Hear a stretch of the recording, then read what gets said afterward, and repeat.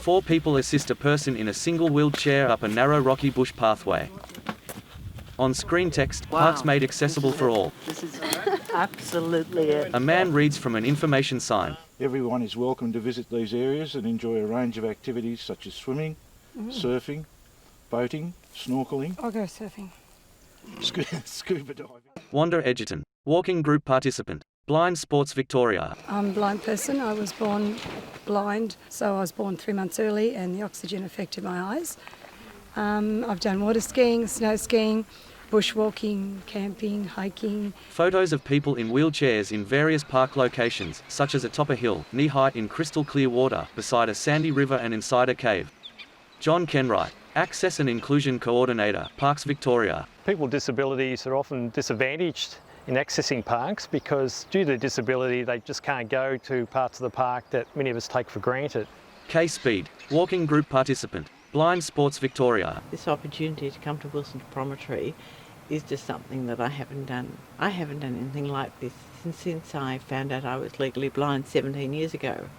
Sandra Knight, Blind Sports Victoria. People with a vision impairment or who are blind don't get the opportunity to go walking often on their own, and the only way they can really access a park sometimes is in a group. A group bushwalking along a gravel path.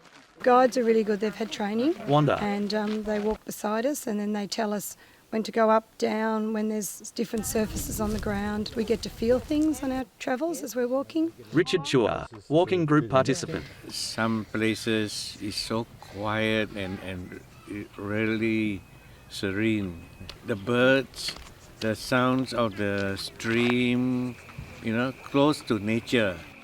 John. So some of the things that we've actually put in place is provided all-terrain wheelchairs at a number of our key parks that visitors can borrow for free to explore park trails and other areas of the parks that conventional wheelchairs just couldn't go. Wheelchair user David Stratton.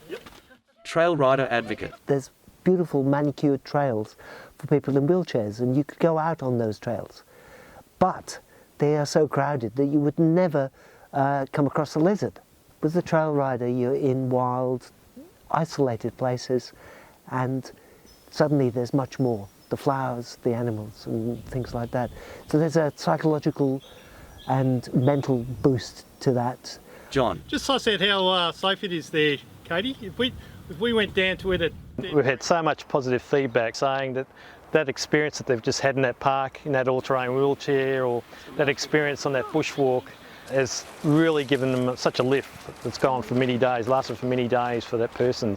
And by doing that, it was also improving their quality of life because the initiatives that we implement in their parks meant that they could get out there more often with their friends and family, enjoy the parks for the health and wellbeing benefit, but also experience things that they'd never been able to experience before. Wanda. It's just great to be out in the country, getting together, having fun and give it a go.